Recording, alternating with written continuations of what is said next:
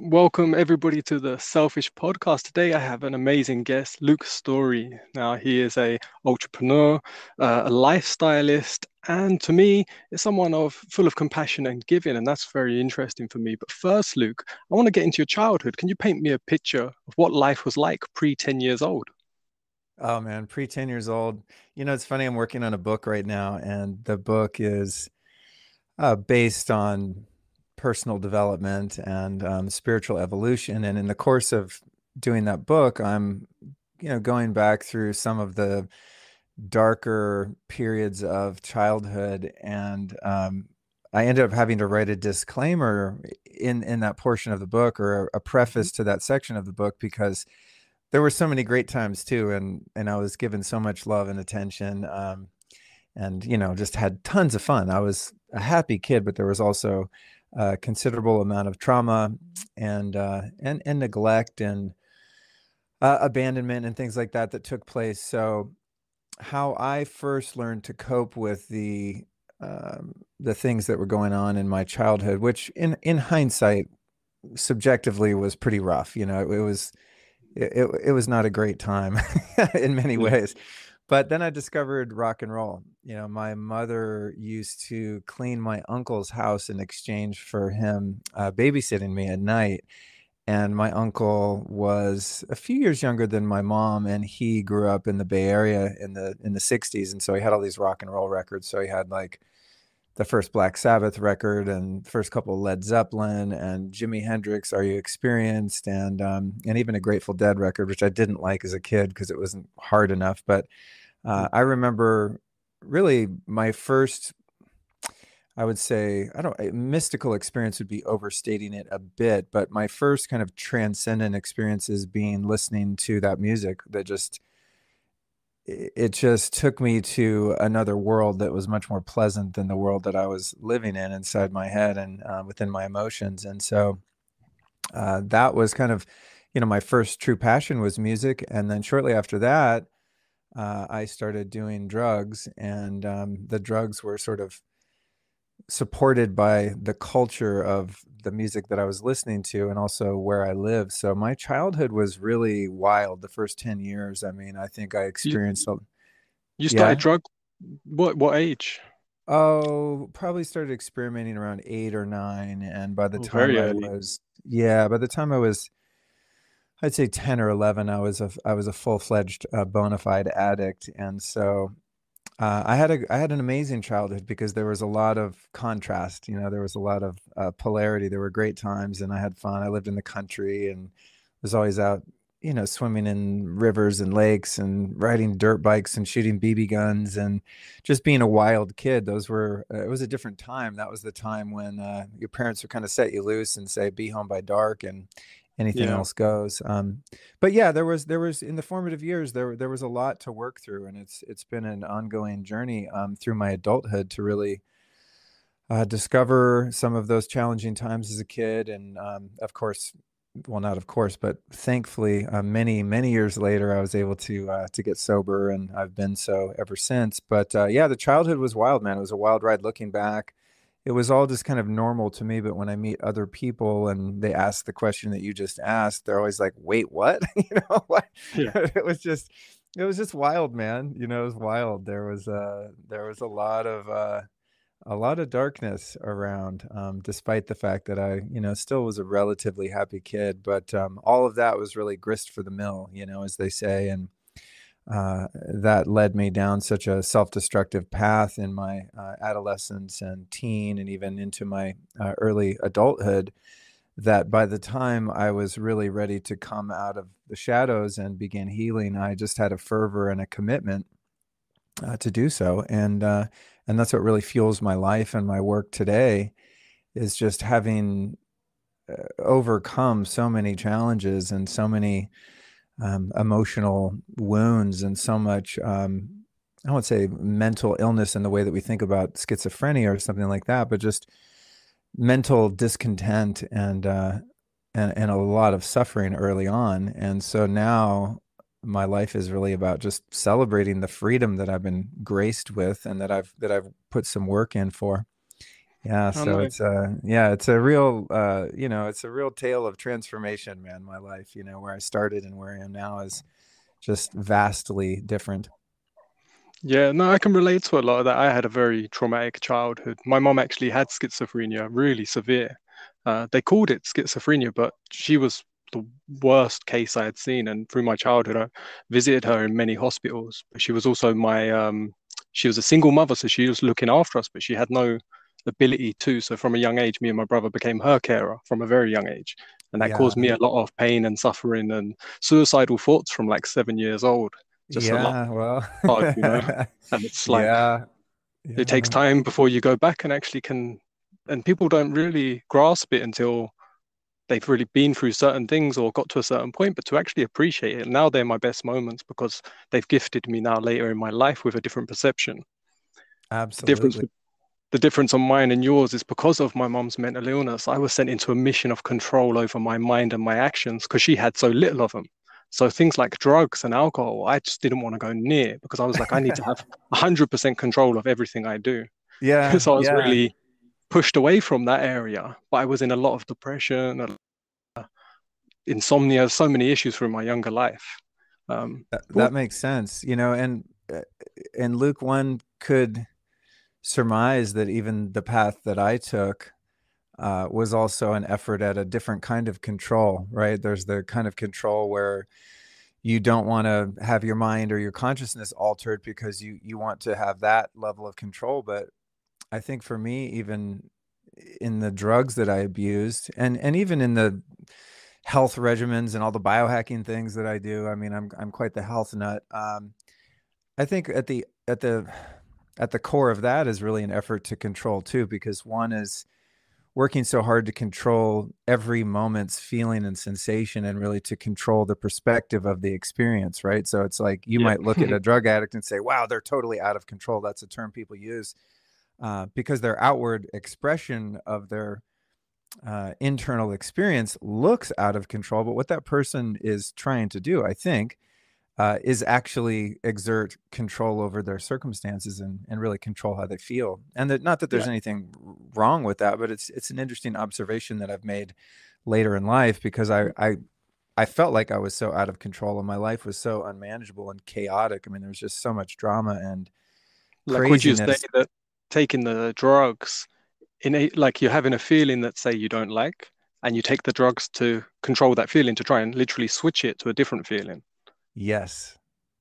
Yeah. Yeah, And I'm okay. still very much that way. You know, I'm every day I'm working to find my sweet spot. So whatever, you know, food choices I make or supplements I take or any of the various healing tools that I employ in my life. I mean, it's all really Yeah, I saw it's all really your list in the email of all the things that you're sort of happy to talk about, but like what you have information and what you have learned.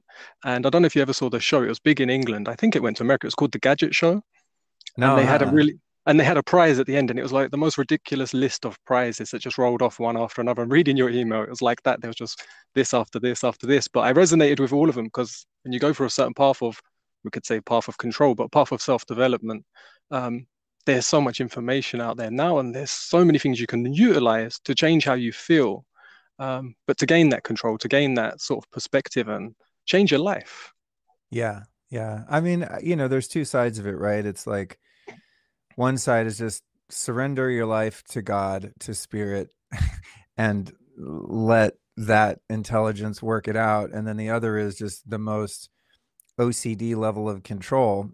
So I do my best to kind of fall somewhere in the middle. I think I probably spend a lot of time kind of managing the body and managing how I feel and things like that, which ultimately can be a distraction. But I think the distinction there, at least what I find to be useful, is keeping alive a sense of self awareness and self honesty.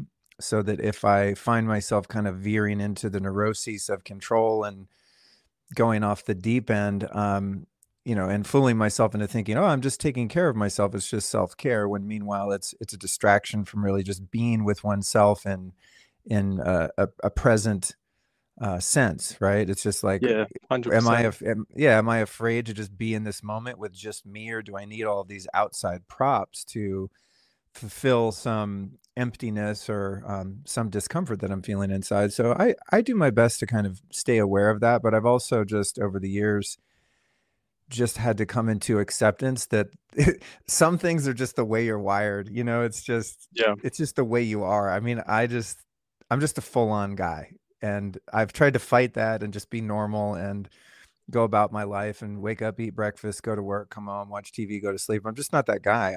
I have to explore everything in this earthly realm and beyond to see what I could possibly find that elevates my consciousness and improves my life. But sometimes it can be a bit much, especially for people in your immediate vicinity. Luckily, now I'm married to a woman who just accepts me and all my wackiness, and we really don't have any problems there. But I have had issues in the past where I've had relationships, romantic or otherwise, wherein there's not enough of my time and energy left for other people because I'm so busy kind of working on myself, right? It's Yeah. kind of like the opposite of the spiritual bypass. It's like going so deep into the work that that's all you do and all you care about, and it doesn't leave much room for just being a person and enjoying your life. So I think balance is the key, and that's Yeah, what and I I'm think an always. awareness, like you say, for me, I didn't aware that, and it comes back to say addiction. I didn't aware I was addicted to trying to say balance myself, trying to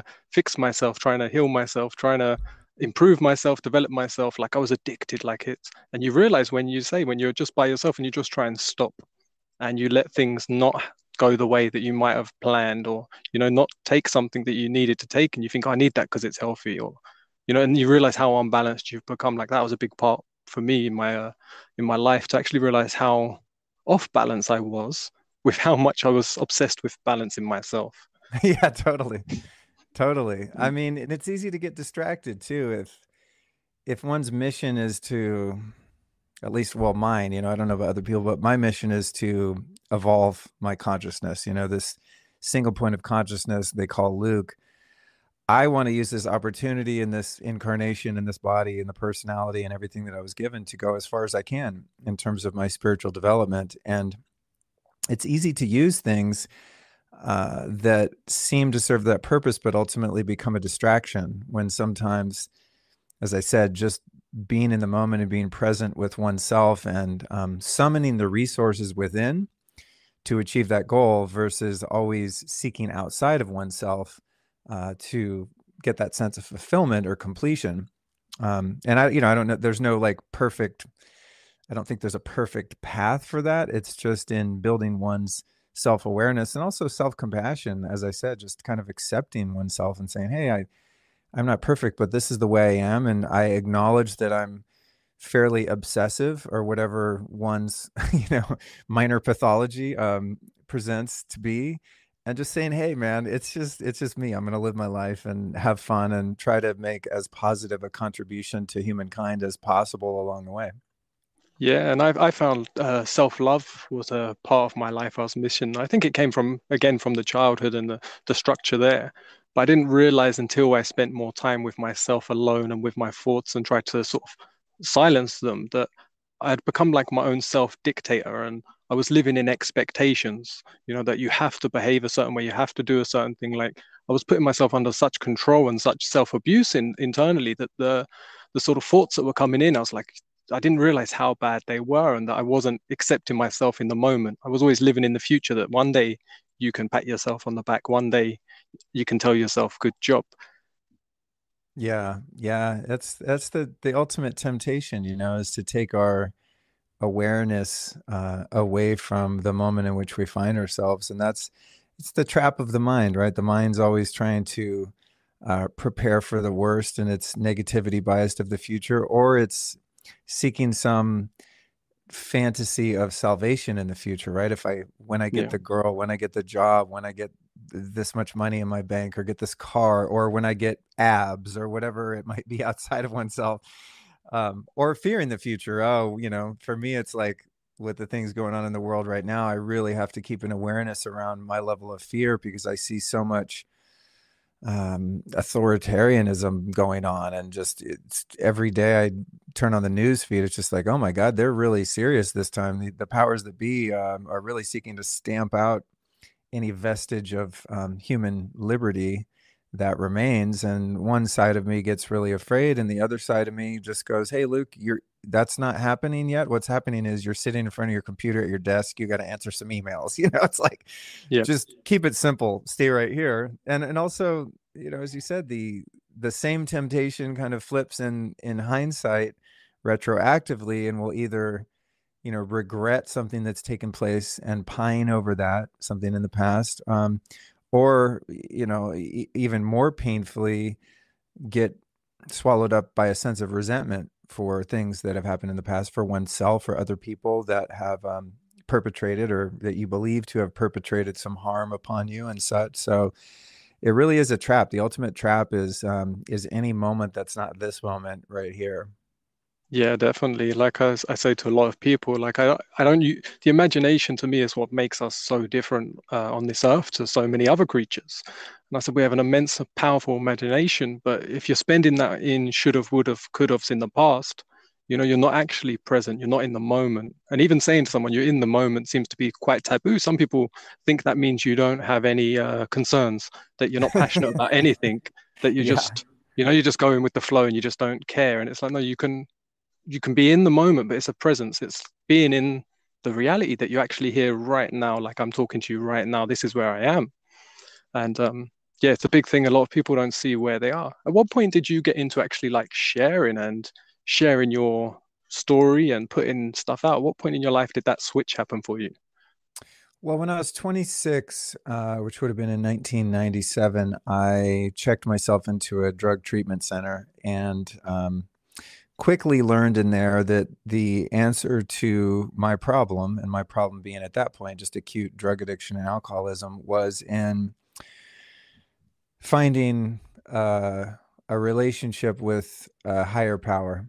Call it God, call it what you will, and that that would necessitate um, addressing the self-centeredness and the selfishness that had developed in my personality. When you live as a drug addict, it really drops you to your base level of survival instincts. And Mhm. so, because society is not set up in a way that's supportive to people who are killing themselves with drugs, there are some social norms, right, around this. And so you have to become sneaky and deceptive, not only to other people, but to yourself, and build a wall of denial. And within all of that, for me at least, there wasn't a lot of room to think about other people. The idea of giving my time, attention, or resources to another person went against every instinct inside of me that said, I have to survive, I have to get what's mine. And so, while I think I was most of the time, even in the years that I was abusing drugs, I would say I was generally kind to people. I've always been a relatively warm-hearted person. I was never, terribly violent or mean, although I did hold a lot of hostility and repressed anger inside. But I was extremely selfish and self-centered, even though Mm. I did care about people, but I was prevented from expressing that care because every day was just about survival. And so I began to learn about the principle of service when I first got sober, and the way that I did that was through the 12 steps. And so the 12 steps are really based on a premise of getting your false self out of the way and developing a relationship with God, and really getting into a lot of deep self-examination and inquiry in terms of what defects of character you have developed throughout your life, and working to identify and eliminate those defects of character, so that as you continue on in that process, you actually have some semblance of groundedness and self-worth and self-love, as you mentioned, so that there's a cup that's full enough to spill forth. And the culmination, really, of the 12 steps as a spiritual teaching is about service. And so I realized very early on that, as anxiety ridden and pathologically depressed as I was, and I was just such a mess mentally and emotionally in those early years of sobriety, that the only thing that really helped me to get out of myself and that self-centeredness and just the obsession on one's own life and owns problems was to learn how to serve others. And for me, what that looked like was helping other guys in their early sobriety and, and mentoring and sponsoring and things like that. And I found that if I was sharing my experience and sharing a message of hope and sharing tools that I had discovered to be useful in my own recovery, that I just felt so good. So, speaking at meetings and spending hours and hours on the phone and in person with other addicts, really just filled my heart. And I felt a sense of obligation to do so because it had been done for me.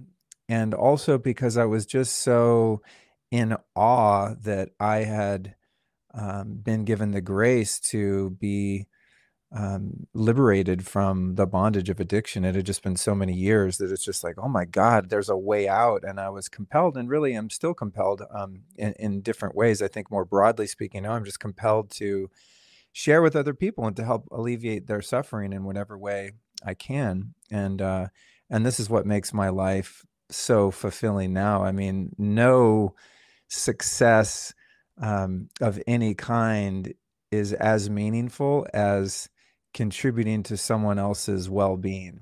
And the funny thing about that is from the addict's behavior, it seems the best way to get what you want is to go out and take it. And what I've discovered over the years is that the fastest and most fulfilling way to get what I want is to help other people get what they want.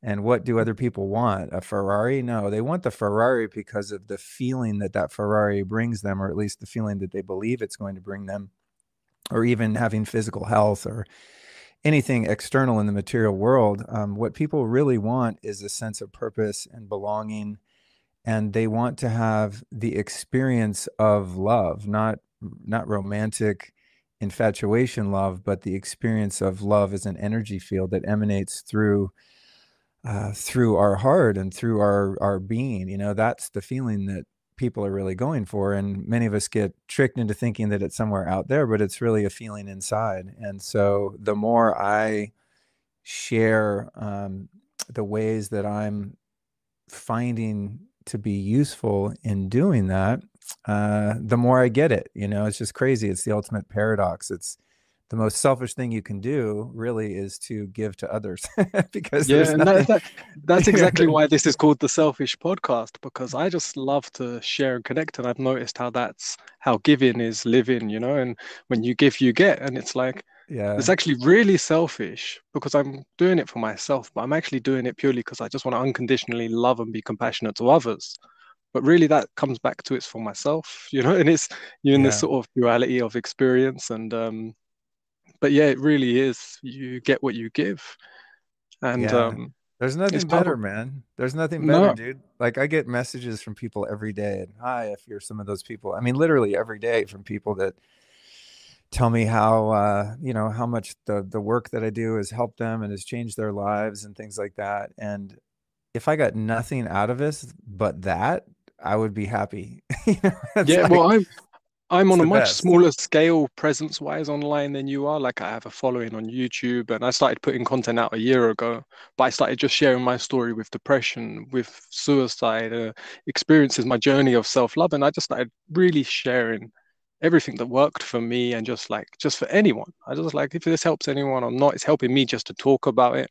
But the response I got from the few that I did at the start, it was like an unbelievably, they say, loving feeling. And then to know that you're giving that to someone else, it's like even if you don't make money from it, that's more powerful than any money you could get. Just that giving and that openness.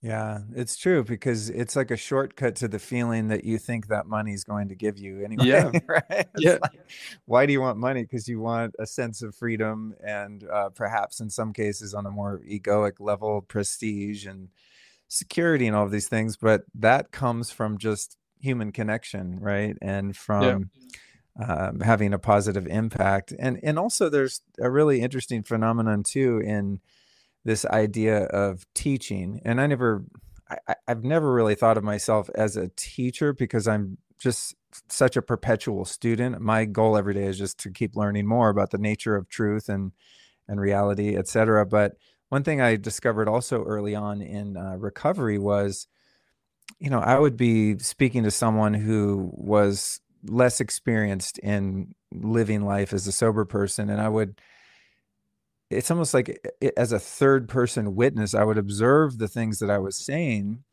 And it was almost like, and this is still present to this day, even more so. I think it's become just normal, but it's almost as if I was like channeling wisdom to someone. And then I'd be sitting there listening to the things that were coming out of my mouth going, oh my God, I really needed to hear that. Right. So it's like Yes.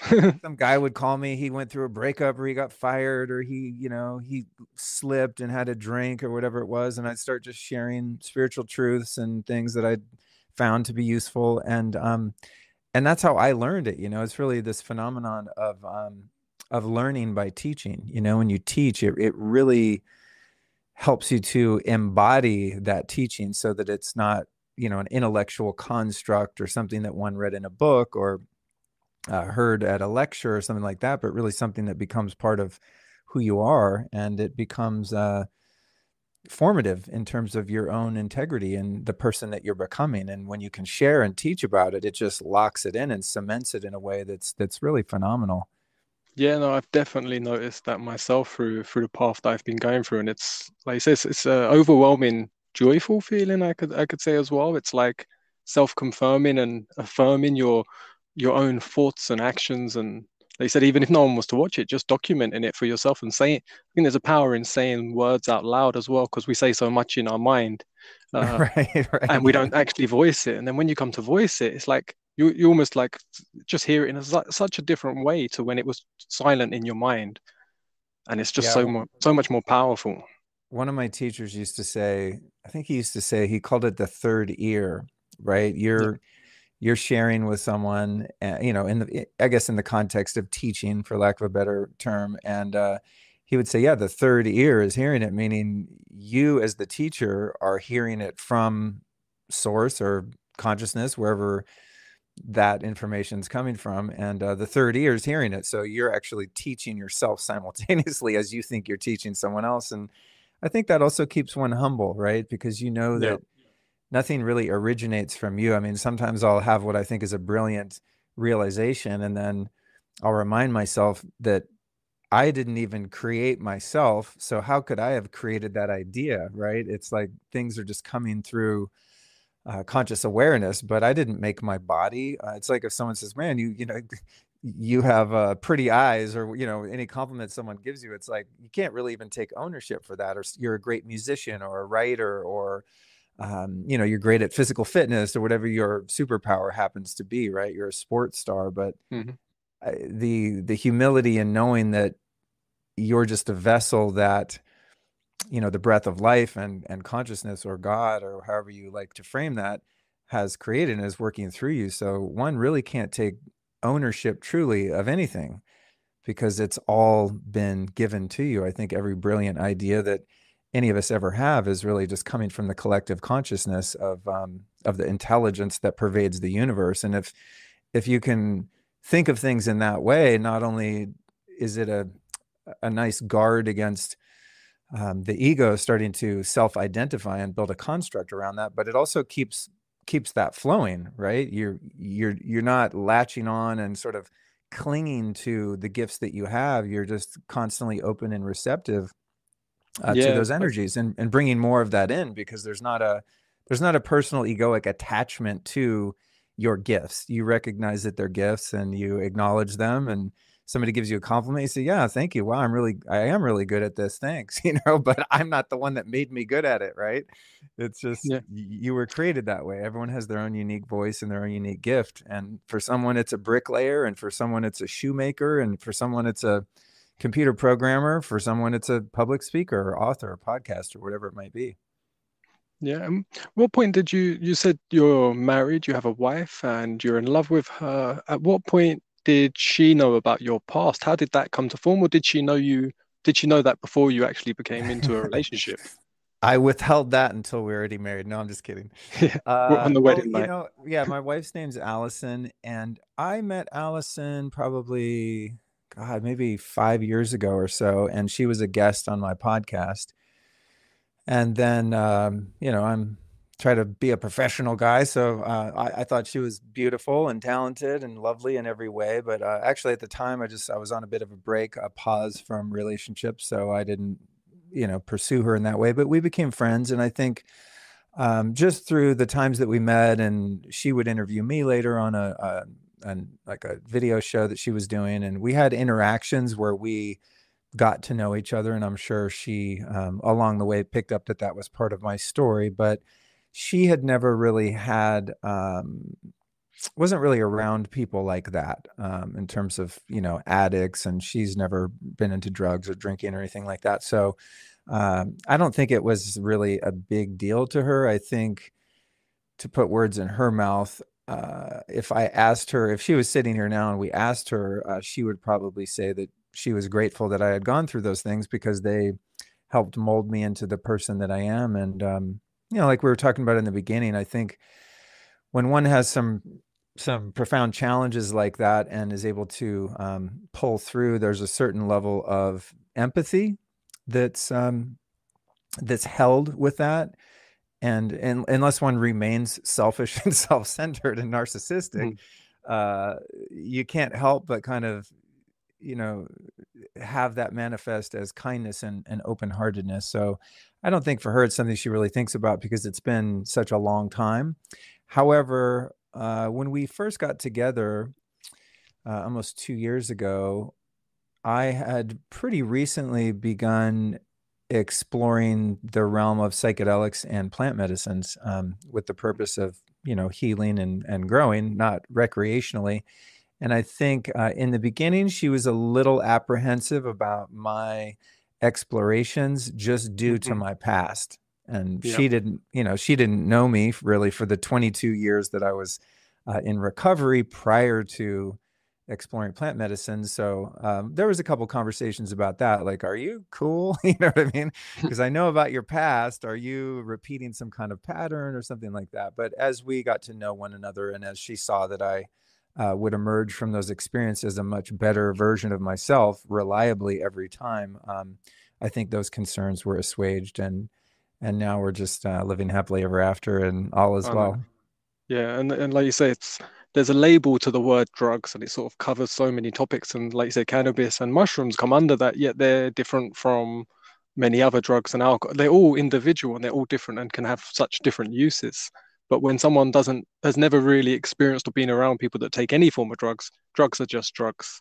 And it's like if you take Yeah, that, you might be back on this one, or you might lead to this. And yeah, I can really see the sort of fear and anxiety coming into someone that if you was a past addict, that if you're gonna touch any drug, you might be back on, you might move on yeah. to other things. And Um, that's true in most cases. I had this conversation with my dad a couple weeks ago. He called me, and he never really says like, "Hey, I need to talk to you." And I was like, "Oh, I wonder what's on his mind." And we got on the phone. He's like, "So, what's up with the psychedelic stuff?" And I said, "Oh, it's great. It's wonderful."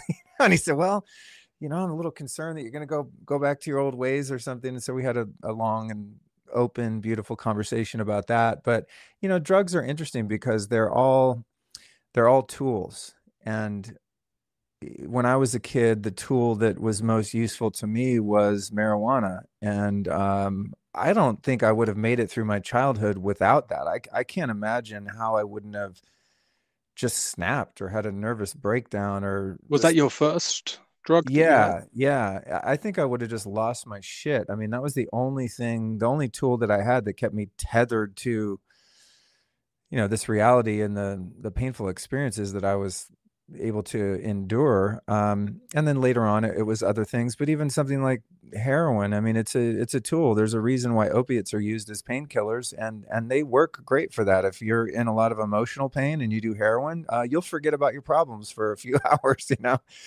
Yeah. just that there are certain substances, I think, for some people that just have dire consequences and side effects, and for some they don't. I mean, I've known a few people in my life that have been able to use what we might call street drugs, recreationally, and have never really developed habitual use of them, and they've been able to use them as tools, and I'm sure there are many people that do that. But for me, there's definitely a clear definition in my own recovery and in my own life of kind of what I find to be useful and safe versus what I find to be likely dangerous and lead me back on that path. So there's, a pretty extensive list of things that I would never consider putting in my body because I'm just not willing to risk the possible consequences if I were Yeah. to do so. And I don't really have a purpose. I'm never in so much emotional or physical pain now, for example, that I have the idea that heroin would be a good idea this weekend. It just doesn't Yeah. occur to me, or you know, cocaine or crystal meth or any of those drugs. I don't find a utilitarian use for them, and it's very likely that they would lead me back to the hellish nightmare from which I emerged at 26 years old. But outside of that classification, there are a lot of substances that are very powerfully mind and spirit altering that have been really useful in my own healing. And I, I'm hesitant sometimes to talk about those things because I would never want to be the guy that gives someone new in their addiction or alcoholism recovery license to go do a bunch of psychedelics for fun. That's not the way I've done it. It's not the way I'd recommend doing it by any means. But I've had some miraculous changes in my life that have been overwhelmingly positive in the past 2.5, almost 3 years since I kind of opened myself up to that type of exploration. And I feel very grounded in it. I feel that I have great discernment and moderation in terms of when and where and with whom I choose to have those experiences. And it's done nothing but enhance my life. And so I find that to be not only exciting for me personally, but also very interesting, considering that for so many years, I was under the assumption that if one has had any past issues with addiction, that all drugs are off the table and that there's no room for any of them to be used for tools of healing because, as you indicated, they all have the potential to take one back from where they came. And that hasn't been the case for me. Knock on wood. I'm living my best life, but yeah, it's interesting. All of those tools kind of have different uses. I mean, if one had to stay awake for 48 hours and write a research paper or something, crystal meth could be very useful. I'm not condoning that or recommending that, but even that, for some people at some points in their life could have some use.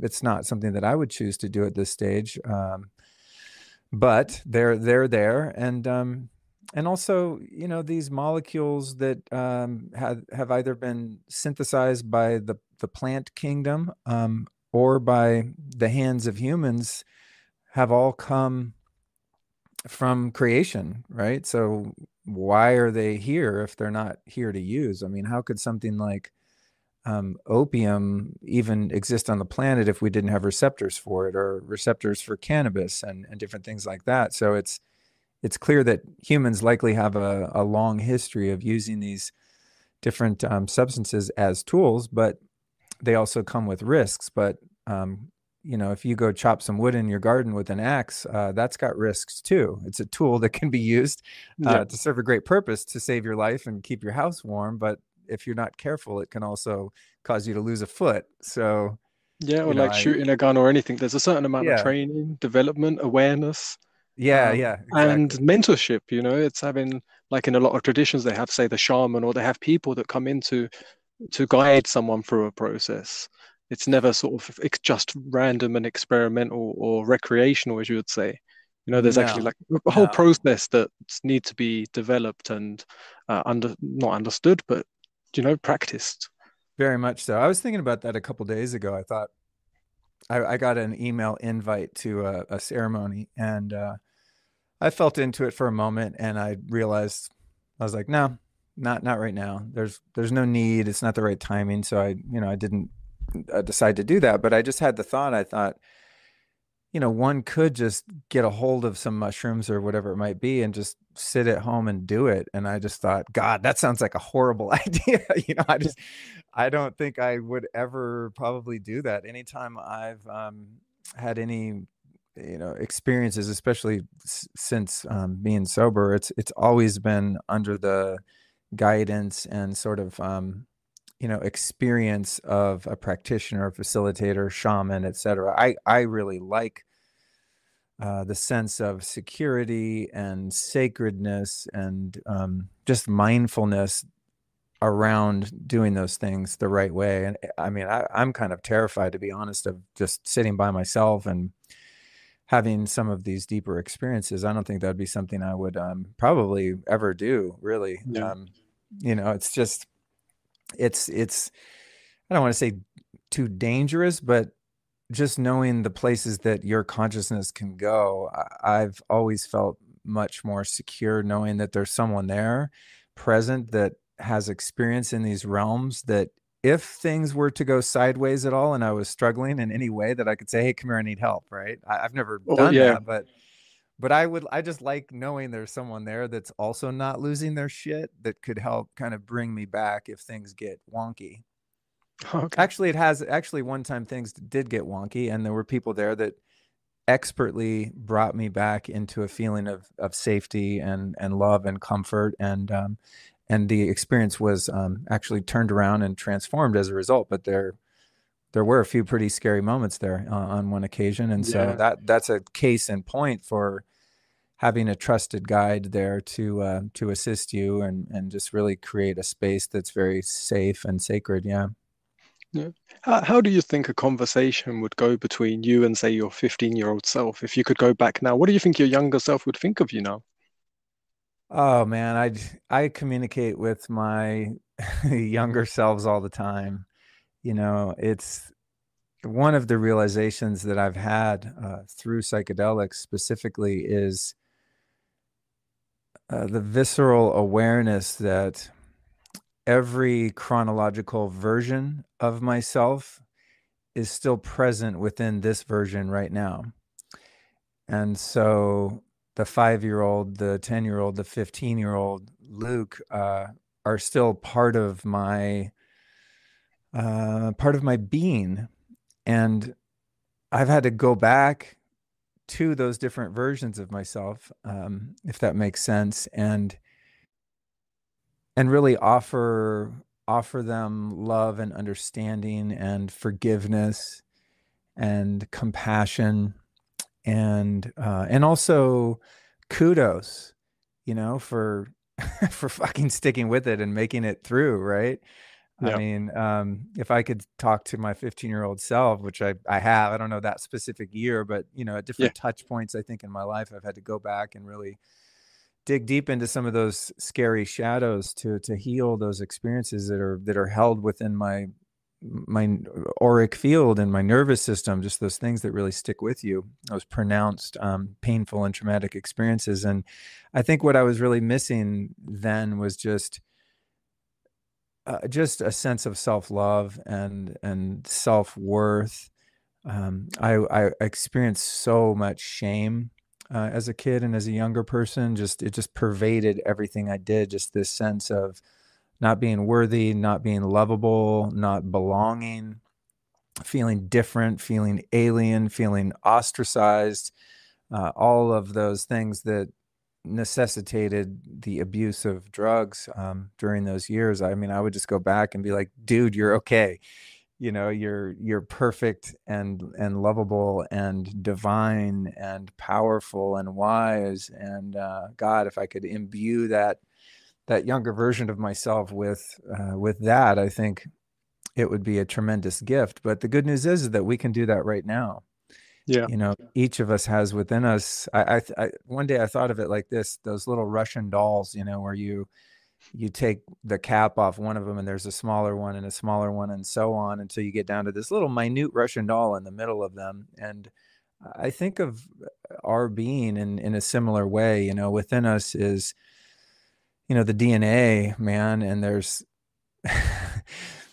every thought, every feeling, every experience that we've had on some level is still present within us, every version of ourselves. And so we don't have to have a time machine to go back there. We can just sit within ourselves and meditate on that, sort of that iteration of ourselves, and communicate that in the moment to that little boy or that little girl that's still there, and communicate that love. And also for me, I think what's been important is to help that inner child feel safe and secure, and that it's not the only version of itself present, and that there's an adult in the room now, and that I have its best interest at heart, and that I'm a trustworthy steward of its safety, and that I'm going to create the boundaries and make the decisions necessary to ensure that it's not harmed in the ways in which it was harmed, not only by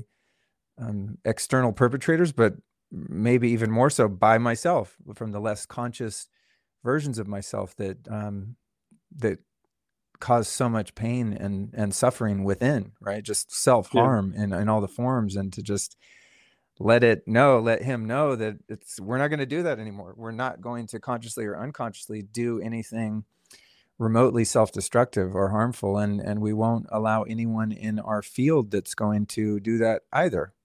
And Yeah, that's a really good feeling.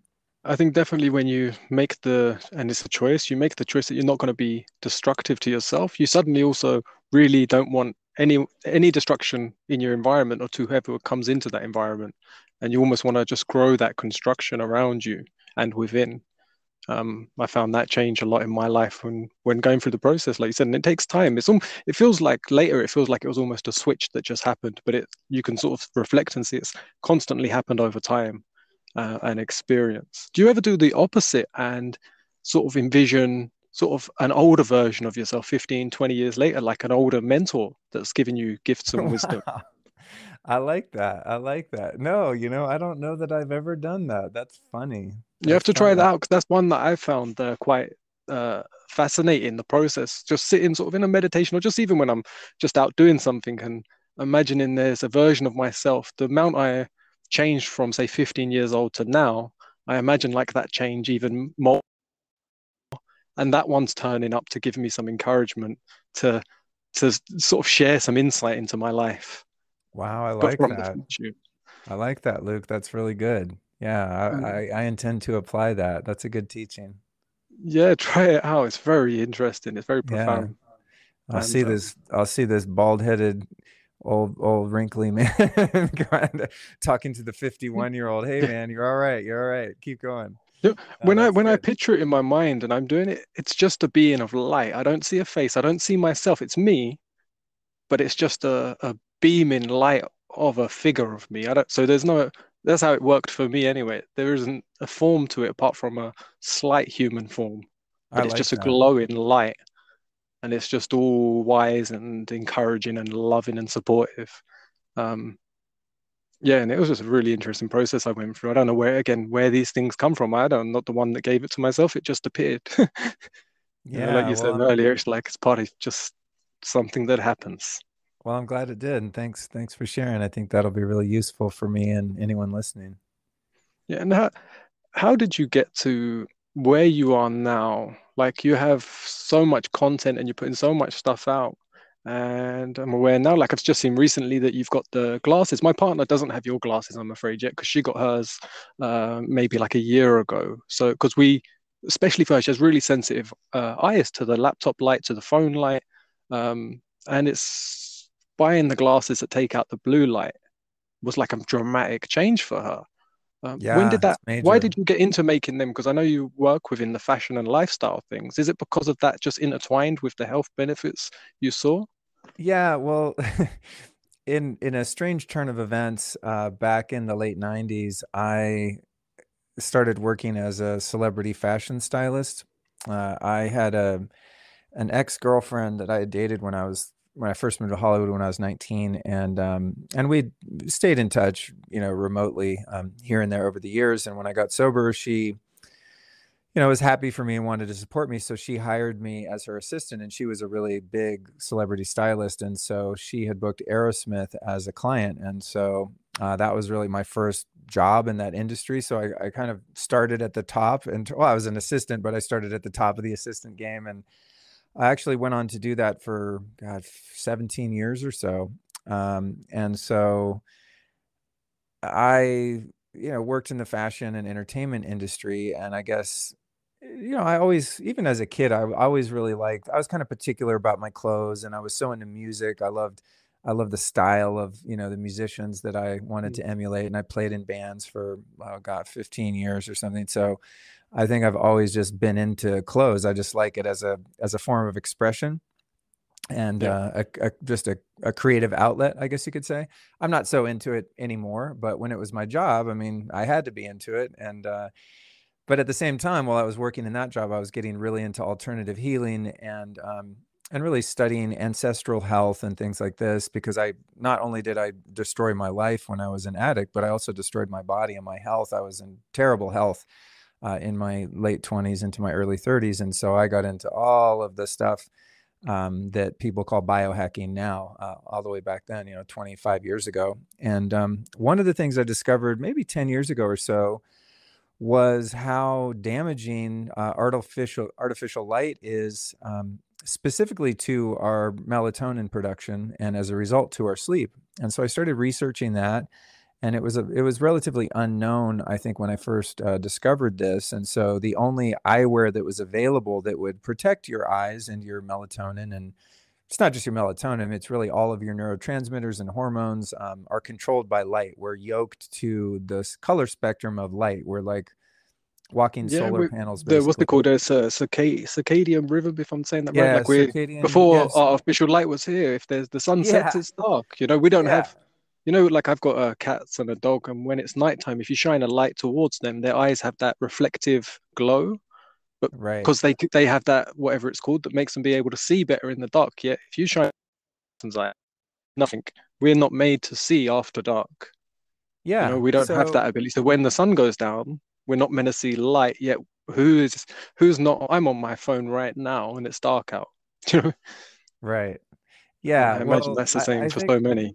fundamentally, if you just think about, I mean, you don't even have to get into the science, you just think about it from common sense. Okay. Yeah, For all of the millions of years human beings have been on the planet, we have never evolved to be exposed to the blue spectrum of light that's present during the day. It's been firelight and torches, right? And maybe starlight. And then a couple hundred years ago, we came up with electricity and then the incandescent light bulb. And ever since, I mean, you can really look at a graph of when electricity, especially electricity flowing through our homes, that's the EMF side of it. But with the light, you can really see a decline in human health and also longevity and everything. So it's lovely to have technology, and I've got two iPads going right here. I'm on my computer. I've got a red light on the floor to balance out the color spectrum in here. I mean, hmm. I've got electronics all over the place. I love it. But um, what we don't realize, I think, because we're just in the middle of this cycle, is that we really didn't do ourselves any favors when we started creating all of these devices that not only create a blue spectrum of light that is present during the day, which tricks our brain into thinking that it's midday when it's actually midnight, but it's also the very narrow spectrum of blue light that I call, well, many call non-native blue light. And this is a color spectrum of light that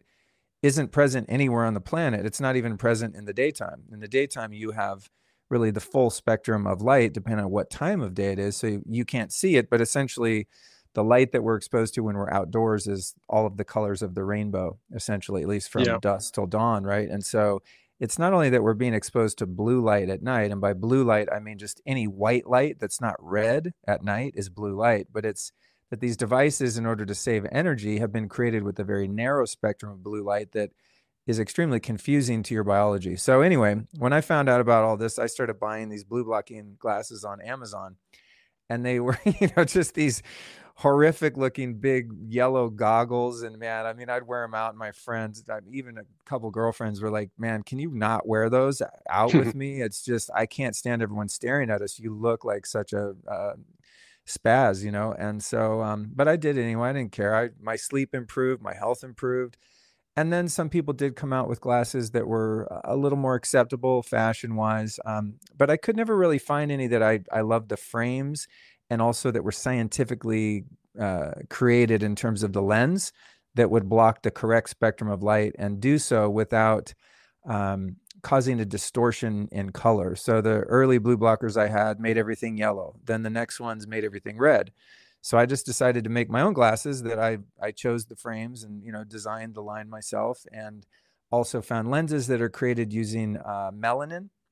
which is a natural pigment that's actually baked into the lenses. So it's not like a film on top of it. And this Mhm. particular pigment allows you to have true color perception. So I wear them when I drive. I watch movies with them. I wear them all the time at night, and they don't bother me at all. Everything, I mean, everything looks more red, and I'm not seeing any blue, but I can tell when like a stoplight is green or blue. You know what I mean? Yeah. It's like, or I'm sorry, green or red. When I first got my first pair of like dark blue blockers, I remember I was driving through the Hollywood Hills and I almost crashed into someone because I couldn't tell that the light was green or red. Yeah.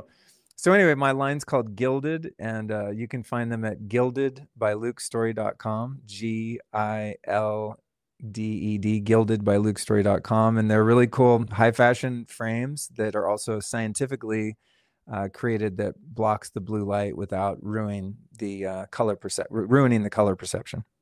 Yeah, I looked through your website and I saw, I think you got, was it, am I right? And there were six different types Yeah, right in terms now of frames?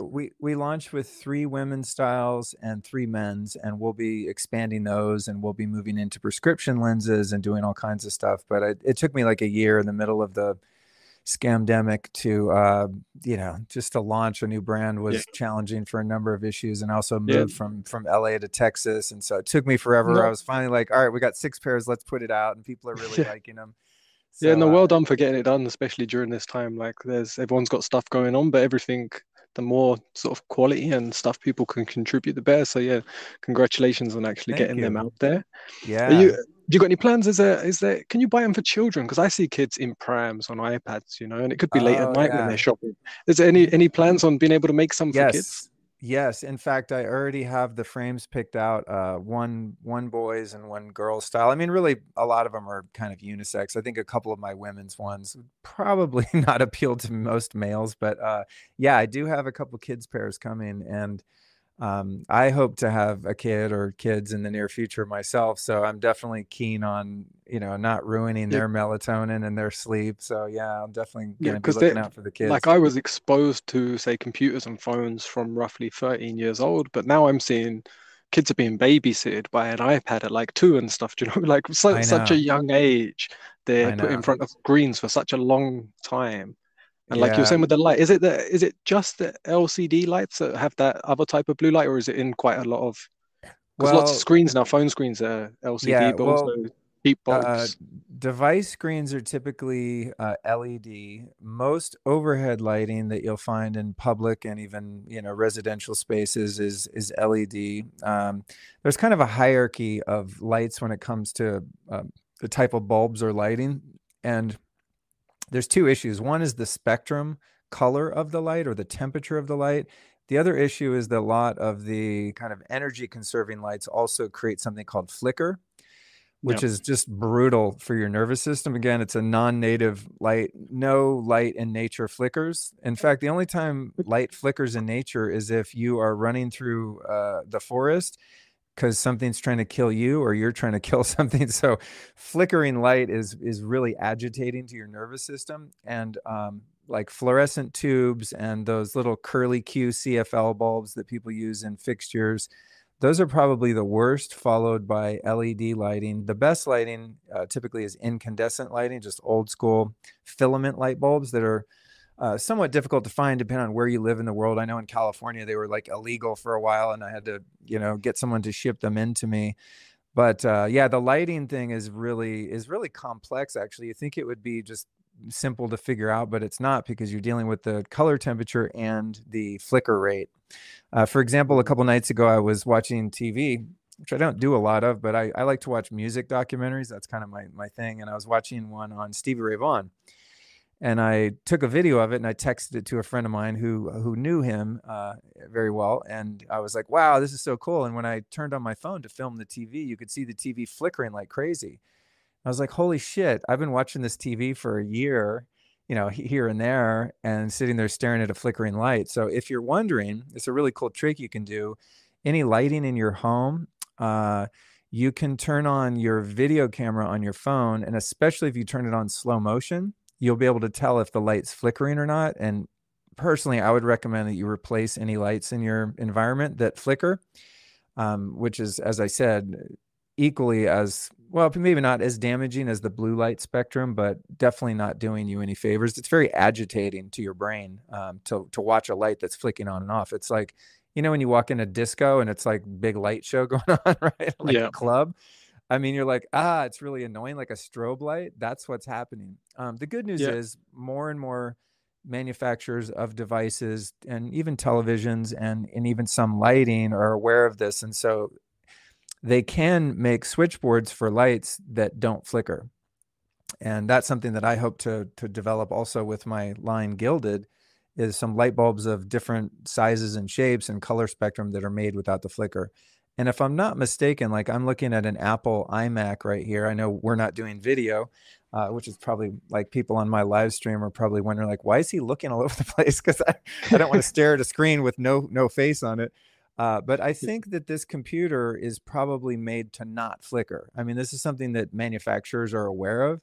It's just cheaper to make lighting devices that do flicker, and why they made them to flicker in the first place is that it saves energy, because when a light flickers, what's happening is it's turning off whatever 60 times a second, per se, on average. And yeah. so So it's rather keeping that than a power down. yeah, so rather than a light pulling power for a second, it's only pulling power intermittently. And that's why they made lights to flicker. And that's the whole kind of legislative push to get rid of incandescent bulbs that don't flicker, because they use more power and they run hot. They draw a lot more power. So I live next to a Home Depot, and I spent a lot of time there because I'm renovating a house that we just bought. And I mean, you can barely find any bulbs in there, or fixtures for that matter, that aren't made for LED lights, because they're all quote unquote energy efficient. But at what cost, right? It might be Yeah. energy efficient because we're burning less coal, but you're going to end up potentially getting cancer because you're exposed to this horrible blue light your whole life, and your sleep is shit, and your nervous system is getting torched by this flicker. So I'm more in favor of saving human biology than I am saving a couple dollars on the electric bill. Yeah. No, and for me, like I know we're getting near to the end of the podcast, so I'll keep this bit short. But for me, I actually noticed from sun gazing, actually brought up such an awareness to light. And that's when Yeah. I started to notice the flickering. I noticed in the shops. I really just become super sensitive. And it wasn't like it was painful. It's like an awareness. You just see it. Yeah. And you can notice the discomfort. But I actually went through the process of finding that through sun gazing. Oh, that's It's so really cool, Luke. Sun gazing is everything. People ask me, because I'm kind of a loudmouth in the health space, and I produce a lot of content to support people's, physical health, etc. And people always ask me, what's the best device or supplement? And people want to go spend all this money, and that's great because I represent a lot of brands, and some of them give me money when people buy stuff, so that's yeah. fine. But I always tell people, man, the real needle movers when it comes to health are almost always free, but they require a lot more discipline. So waking up pre-dawn and sun gazing for the first 10 to 20 minutes, depending on where you are, and then watching the sunset, ice baths, breath work, just mindfulness, prayer, a serious committed meditation practice. I think honestly those are the things that will really be most useful to people, but it requires more discipline to wake up when it's cold and dark and get out and watch the sunrise than it does like wake up and pop 5 supplements. Well, all them things of what have gave me, I've noticed the biggest advantages in my life, in my balance, emotions, joy, function. And I used to be heavy on lots of supplements, lots of different things, and now I don't. But I do them things, and like you said, they take a discipline to watch the sun. And I've told people Yeah, before, I was like, you want to watch like the first 10 degrees, because it's a lot gentler. And I said practice from there and the last yeah. 10 degrees. But again, most people can only watch the last 10 because they're not going to get up for the first 10. It's But funny, Luke. I'm in like a struggle with myself because the place where we're living temporarily has a due east view, so I can see the sunrise pretty well on the horizon. There's one little hill, but it's pretty close to like first morning light. But where I live in Texas, the weather's very temperamental. So I'm used to in LA, like it'll be sunny for 3 months and not one cloud. And then you have a few days of cloud. Maybe it rains once in a while. But in Texas, it's like it'll be super sunny one day. And I'm like, yes, I check the weather. I wake up at 6:45. I run out to the balcony and I watch the sunrise, do my breath work, do my thing. And I'm like, I'm going to do this every day.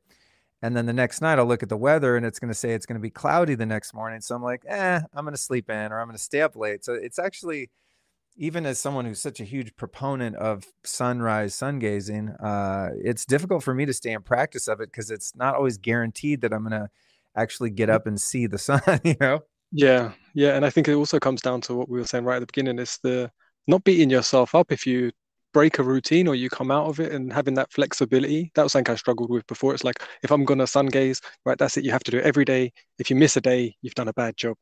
Right, But like right. you say, Yeah. sometimes as well, the sun's just not there because the weather's different and you Yeah. can't do it. But Um, man, I'm telling you, the sun gazing and ice baths, I think are the most powerful antidepressant on the planet. There's something, the way that early morning, the light at dusk and dawn is red light. It doesn't appear, it might appear a little yellow or orange, but there's no UV, which is the blue spectrum of light, UVA, UVB, UVC. We're just getting that beautiful red light in the morning, and there's something that happens with your neurotransmitters and hormones, and it's just a profound practice. And this isn't like something that some hippies came up with 5 years ago. I mean, like, civilizations have been worshiping and following the sun for all of recorded history. I mean, it's the act of sun gazing is one of the Ayurvedic practices from ancient India. So it's not like a new thing. It's actually something very old that we've largely forgotten because we're not taught about the benefits and yeah. how And so many profoundly. do it without even realizing it. Is who doesn't like to watch the sunset or sunrise? And they Yeah, just, I love it. totally. It's naturally a beautiful thing. Totally. Yeah, there's a reason. I've always looked at that too. That's a good observation. There's a reason why when we go on vacations, typically, unless we're going skiing or something, right? We always go to where there's water, lots of sun, and we tend to watch the sunset whenever possible, right? And I think that just the sun itself is such a powerful healing energy. I mean, I go out every day I can. I go out in my backyard, buck naked, and I sit in the sun for 20 to 40 minutes. And even if I have stuff to do, I'll just go out there and grab my phone and answer emails from the lawn, and then I'll take an ice bath. And it's like, dude, I would probably have to be in therapy or something, you know what I mean? But I'm just like, the mood elevation that I experience from getting in the sun. And I've thought about that. I'm like, this is why people go on vacation, but you don't have to go on vacation to be near water, to get in some cold water, to get some great sun on your body, to get natural sun, just sunlight in your eyes, not staring at the peak of the sun, obviously, but just being exposed to light and nature and the elements, getting cold, getting hot, doing saunas, breath work. This is the stuff that will really transform your life. It's I was just going to ask you on that. unbelievable. You mentioned the peak of the sun, because as I was doing my practice and after time, and I'm not telling anyone else to do this, but we're told that you can't look directly at the sun. Now, as my sun gazing practice has gone, I will do sun gazing at the peak of the day when the sun's the brightest, and will Wow. be looking straight into the sun, and it seems to be no problem. Wow. I have heard that. And for I people feel like my listening, vision gets clearer. That's all I can say. Like, I feel like my yeah, upgraded to HD. I would say for people listening as a disclaimer, Yeah, don't study do it. how to do sun gazing. But the idea is there, if you have consistency, that, yeah, you can build your way up where you might only be able to watch the first 1 minute when you start, when the sun rises, right? Or the last minute Yeah. of the day as sun sets. But over time, you do become more tolerant and resilient. I've not yet tried it at midday, but I do know this though. There's also science to support the fact that, I was going to say the idea, but science has proven it legitimately, that when you expose your eyes to early morning and late day sun, that you actually develop a solar callus on your skin and you're much less susceptible to being sunburned. And I thought about that when I first heard that, and I was like, wow, that's really weird. Because I mean, I've never really gotten sunburned because I'm kind of olive skinned, but maybe a little bit. But definitely since I started sun gazing, I've never been sunburned. And I'll go out in the sun sometimes and lay there for 2 or 3 hours, like in the middle of the day. And everyone's like, do you need sunscreen? I'm like, no, I don't need sunscreen because of that sun gazing. And there's something about the way that your body acclimates to light from getting that red light exposure. And also this can be said of doing red light therapy. I have a couple red light devices, one right here next to me by a company called Sauna Space, and another one I have at home called Juve. And red light therapy, or doing red light sessions, also helps you to build a solar callus and become more resilient to that high UV light that would typically burn someone who's fair skinned. It's really fascinating. Yeah, interesting. I've also found that because I live a lot of solar energy on. I actually live in a van, by the way. I travel in a van, so but I Oh, live cool. mainly off solar panels. Neat. And like the solar works only when at its best when the sun's like as parallel to the panel as possible. And that's Okay. what I try to, because I've spoke about like sun gazing with a few different people, and they're like, "Oh, but I'm always sun gazing because I'm walking around in daylight." And I said, "It's like the solar panel." I said, "Unless it's direct," and I said, "You're actually like it's going straight to your pupil as parallel as possible, sort of like in a straight line." I said, "You're not getting quite the same impact." Ah, And that's when you see a solar interesting. panel, like I said, you can test it, and if you angle it, as you angle it, even the slightest from not being direct, it changes the amount of power that's coming in drastically. That's Um, super cool. I guess that's why, I guess that's why that early morning and late evening sun gazing works, right? Because if you're somewhere flat and you can see the sun right when it breaches the horizon, your eyes are parallel to it at that yeah, time.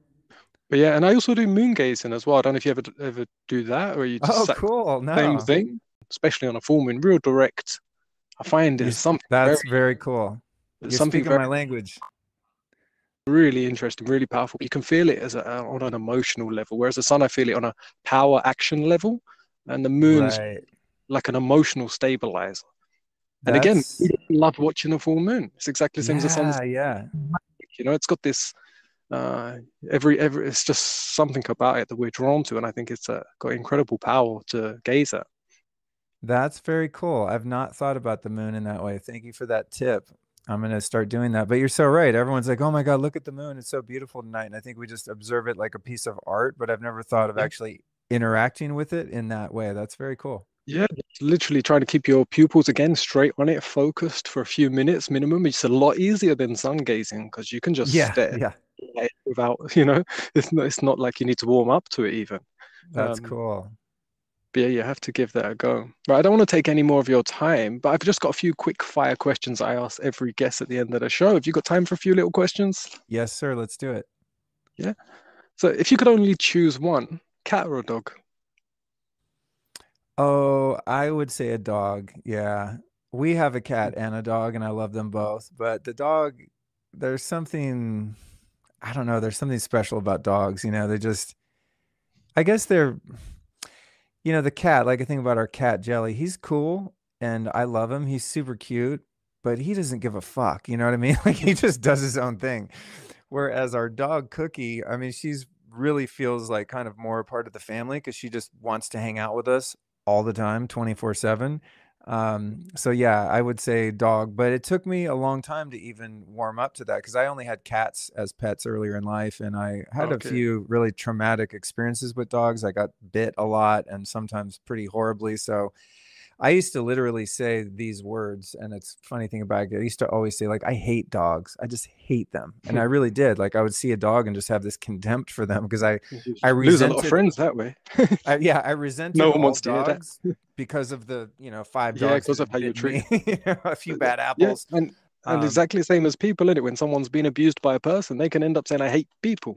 right, right. It Yeah, takes the yeah. process and one to give unconditional love, and suddenly they go, "Oh, not so bad." And well, Yeah, I love our dog. And now I love all dogs, what I mean? I'm a little apprehensive about some of the breeds that have attacked me in the past, but yeah, most of them, man, I just love them. They just bring, even like when our dog Cookie walks in the room with her wagging tail and wants to kiss everyone and hug everyone's leg. Like I just watch people light up when she comes in the room. There's just such a special relationship that we have with the canines. It's an ancient relationship, and it really shows.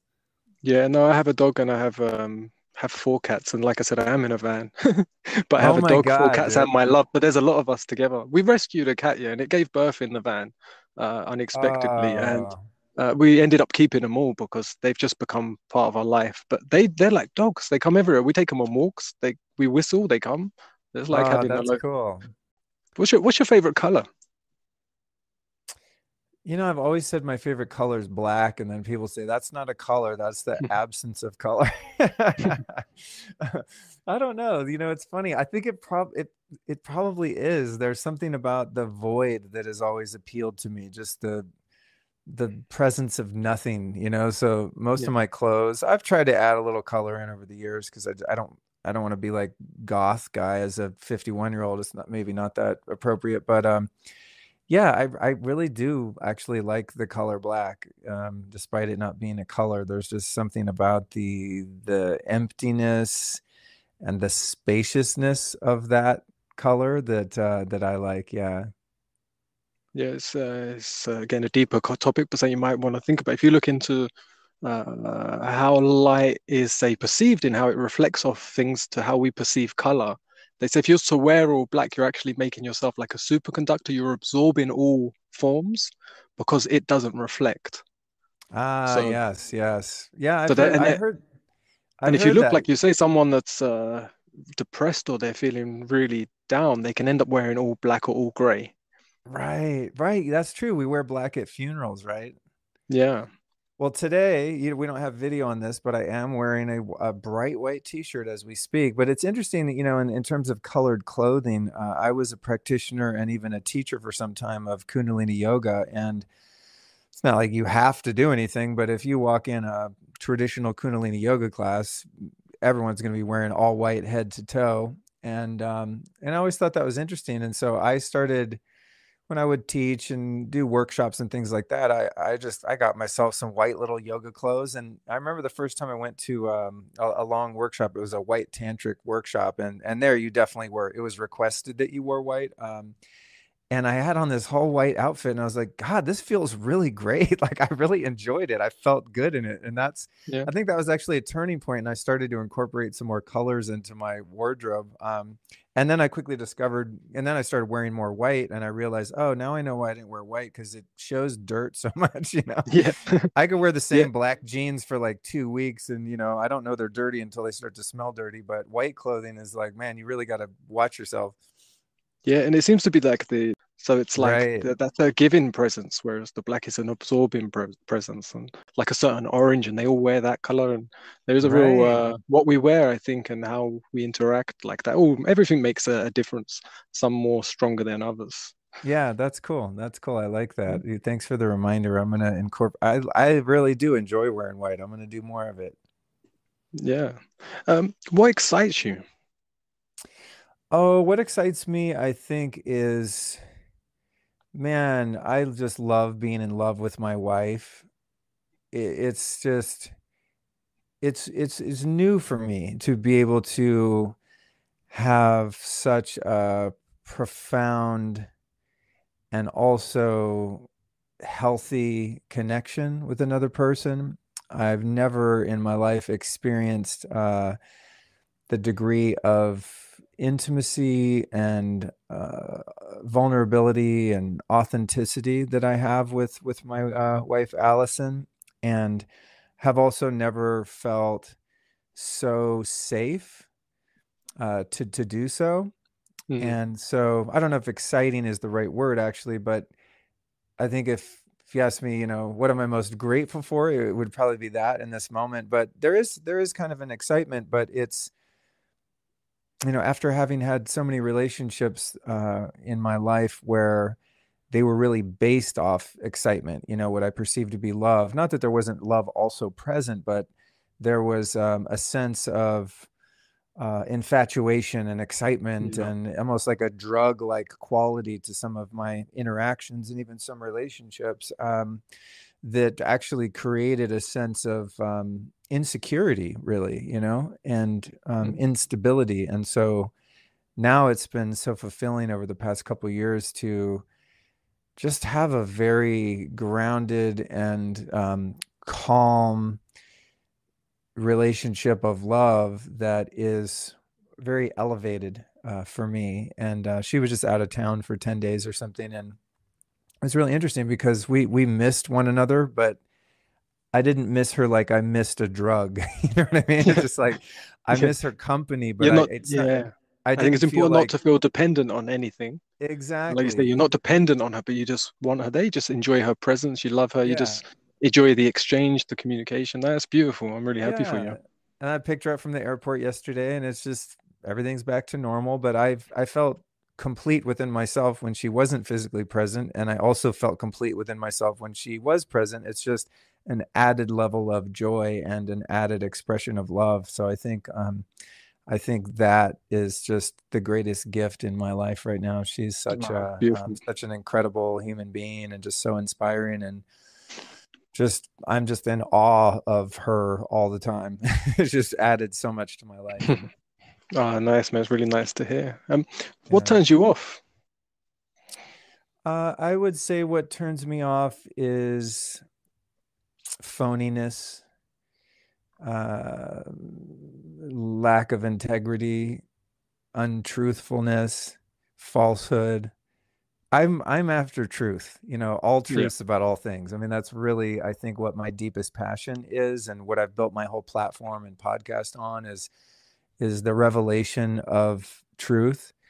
And so now we live in a world, and I suppose we always have, but a lot of the falsehood in the reality that's kind of been projected on us and for us, and in some cases by us, is really starting to show the falsehood that pervades our reality. And so that turns me off. It's like I like Yeah. meeting people that are real. Even sometimes when I go in a store, and there's someone behind the counter and I just have this desire to connect with people, and look them in the eyes and acknowledge them. I know how wonderful that feels to be acknowledged. And I play this little game sometimes where I'll try to break someone out of their role, especially when someone's wearing a uniform, like the TSA agent or parking meter attendant or teller at the bank, right? And I just want to connect with them on a human level. And I find some people are so identified with the role that they're playing that they don't even know that they're playing it, and there's no ability for them to break out of it. Yeah, And no. so I just like meeting people, and just the authenticity of the beauty of the human spirit is what really moves me. And so when that's not present, or it's being obscured by someone's kind of pretense, I don't find that very interesting. Okay, yeah, no, I get that. What sound or noise do you love? um oh, that's a great question. What sound or noise do I love?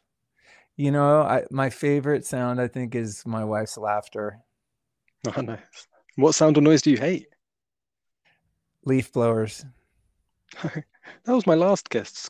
Same answer, leaf blowers. I'm from LA, man, so it's like He was from LA as well, so yeah, we have is there too many leaf blowers there? a real thing there. I always joke, I'm not a fan of big government and control and regulations and legislation. I think we're just in such a quagmire of that in our, at least in this country today, especially. But I've always said I'd be willing to break that rule if you just outlawed and imposed incredible fines for the use of leaf blowers worldwide. They're such a nuisance. I'm actually quite sensitive to noise, so a lot of noises actually bother me, but that's one is probably the worst. I Okay. love silence, man. There's nothing better to me than just absolute utter emptiness and silence, and it's difficult to find that in the world today, which is why I love going into float tanks. Like float tanks are one of the only places where you really don't hear any of the outside world except for maybe some water splashing if you move around. But yeah, that would be Yeah, my one of my most best annoying noise. one of my best friends, he said to me that he was talking about how much he loves silence, and he got like a plaque for his wall that says only speak if what you're about to say is more beautiful than silence. But he said he's too scared to put it on his wall because he goes it could look quite rude. Because at the entrance of his house as you come in. That is funny. I like that. That's pretty brilliant right there. Yeah. And what's your greatest fear? My greatest fear. What comes to mind first? Oh, you know, even though at the core of my being, I truly understand fear to be an illusion and Hmm. totally unnecessary. I think right now, my deepest fear is probably that humanity as a whole is undergoing and could potentially continue to face our demise at the hands of some very pathologically insane control freaks and power freaks that are Yeah.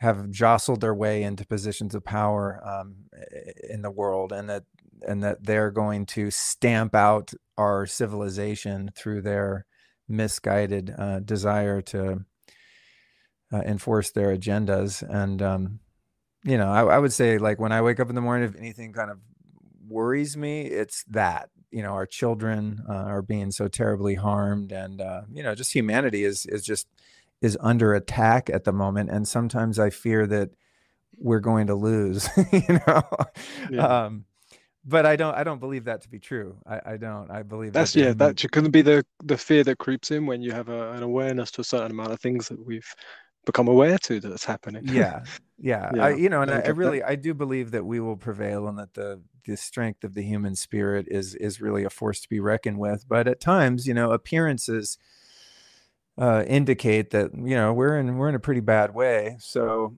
I'm optimistic, but sometimes I do get a little concerned when I see things progressing so quickly. Yeah. What do you love about yourself? I love my sense of humor and lightness of being. I love that I'm able to have fun even in the most dire of circumstances sometimes. Yeah. My ability to not take myself and life too seriously, I think, would be one of my most cherished assets. Yeah, nice. Yeah, I think we have that in common. I think that comes from having a lot of trauma when you're younger, that you something switches, and you see a lot of comedians as well that, they actually got a lot of trauma behind the scenes, and then comedy seems to come from that. Humor comes from that. It's interesting. Yeah. Um, Also, man, I mean, just any day above ground is a win for me. Where I come from is just such a hopeless place. And just being just trapped in the cycle that I was trapped in for so long, to just be out of that is enough. You know what I mean? It's like, yeah, and my life and my sense of, purpose and meaning and well-being overall has improved so much and continues to do so. But even on my worst day, it's better than any day of my early life. The first half, I guess, yeah, the first half of my life was, it was rough, and now, despite any issues I might be working through, I'm still like light years ahead of where I was. So that kind of helps yeah, me to keep things in perspective. yeah. I sort of see sometimes look at my life and I see it like like when you see the graphs for like the stock or the cryptocurrency and they're like bouncing up and down, and like Yeah, as long as it's consistently going up and there's a trend, and you can look back and go, actually, even the downs aren't that down, but there's going to be downs, there's going to be ups. Like life's a wave, it's always got ups and that's downs. It's always in that's a motion. yeah, that's a beautiful analogy. That's how I look at the consciousness of humanity as a whole, because I think about, how did we get here? How did people become so gullible and sheepish and just so easily tricked and duped and manipulated? Yeah, Just like, God, how are people this fucking stupid? Honestly, not to judge them, it's just an observation, which I believe to be true. But I think, God, haven't we evolved where we just have some sense of inner knowing and intuition and sovereignty? But as you said, if you look not even that distant in human civilization's history, it wasn't that long ago that we were just barbarous Vikings, just animals, just running from village to village, raping and pillaging. And then we moved up a step into slavery, right? And then that went on for however long it went on, and I'm sure it still does in some places. But it's largely understood that slavery is super fucked up. So we're not doing that. But there are things going on now that are perhaps not equivalent one for one, but that I perceive to be at least as damaging. And we're working our way through that. And there'll be a time when we look back on these times in however many hundreds or thousands of years, right? And we'll look back and go, oh my God, we've evolved so much. Remember when all of humanity got duped by these idiots Yeah, in power into yeah. giving up their freedom, you know? I was talking to a friend and I said, to me, it feels like at the moment we're in that moment of sunrise. Like the sun is just shining, so there's a light of hope that the day is about to start. The darkness is ended, the coldness is ended.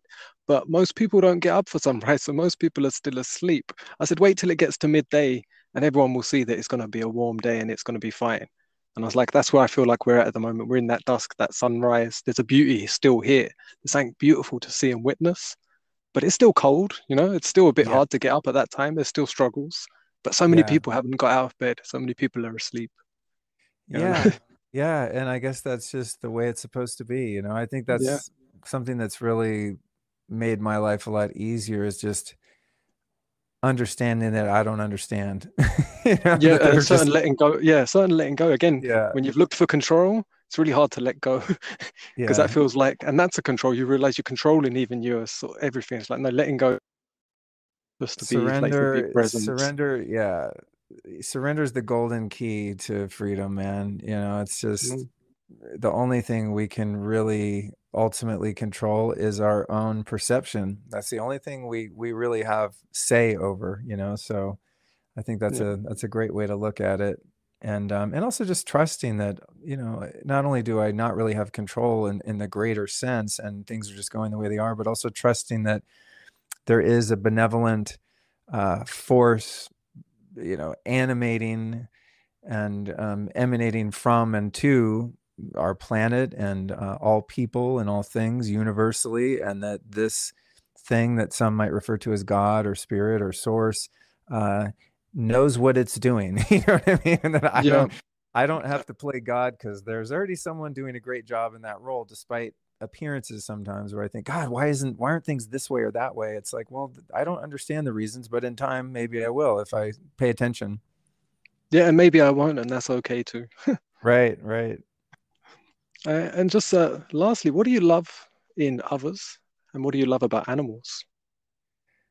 What I love in others, man, is just the frailty and imperfection of humans, man, just the people. You know, I love our vulnerability and courage. You know, being incarnated as a human is very difficult. You know what I mean? It's like this is not an easy game to play in Earth School. It's just not, you know. And I'm a happy guy. I'm successful in all ways I want to be successful. And it's still challenging. So I just respect kind of the imperfection of the human experience and the fact that that many of us just keep getting back up, right? And Yeah, that perseverance. There's just something so beautiful about, and even the people with whom I disagree, you know, some of them that I've been speaking of, it's like we're all, even the worst of us, are just doing the very best we can, you know, with what yeah, we've got.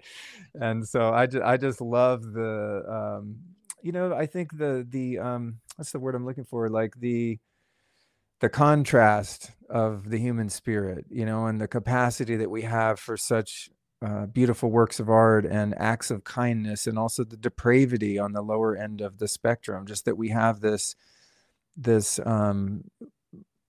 such broad scope of expression. yeah. It's just beautiful. It's fascinating. And about pets, uh, I Pets or love that. animals in general? Oh, animals in general. You know what I love about animals is their inherent innocence. You know that Mhm.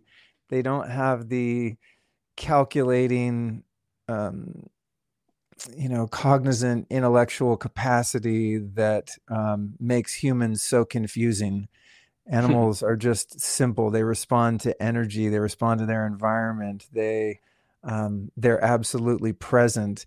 And one of the things I love most about animals is especially animals in the wild, their resilience and their ability to discard and shake off trauma.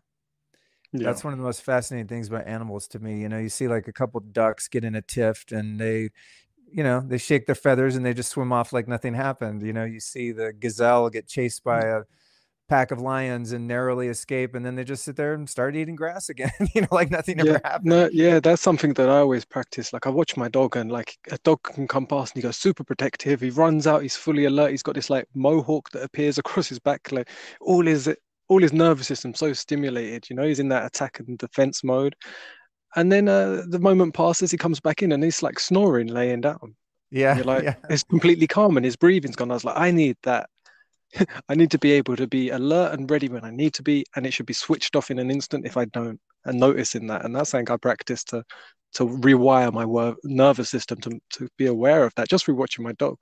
Um, yeah. Animals are amazing teachers in so many ways. yeah, man, it's been absolutely beautiful to talk to you and get to know you a bit more. And I could talk to you for hours, to be honest. But I know we've all Likewise. got things to do. Um, So I hope you have a great rest of your day, and I look forward to seeing more of your story and just what you get up to over the years. I really wish you a lot of success and influence. Thank you, sir. I appreciate it, Luke. Great chatting with you today. I love doing this, man. I love talking. To be honest, I Yeah, don't think it's an accident that I was born into yeah, a family with the surname Story. I love yeah, sharing and just exploring all things. So thank you for giving me your platform today to do so. yeah. No, thank you for being on here. My dad asked me, he said, "How do you just talk to a stranger?" And I said, "I could." The problem is, I said I could just keep talking. I said, Yeah, "It's not yeah, that I can't talk." I said, I got a time limit. It's the problem." totally. I share that same experience.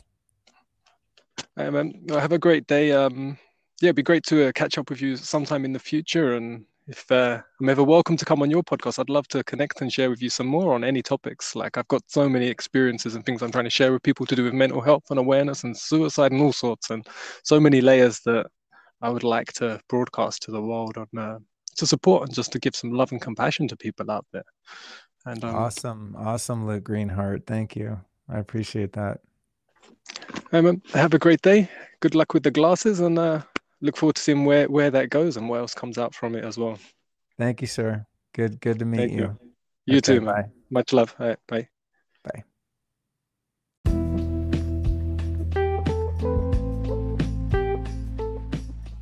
Thank you so much for being here and listening to the Selfish Podcast. I'm your host, Luke Greenheart, and I appreciate you being here. Don't forget to check out my YouTube channel. Just search Luke Greenheart on YouTube. You'll find me. Check out my website, lukegreenheart.com. Have an amazing day, and stay tuned for more episodes. I'll be interviewing guests on their path of self-development, their path to self, getting to know them in much more intimacy, much more depth, sharing and connecting with all so we can have a much more blissful, joyful, and productive life together. All right, much love. Have a great day.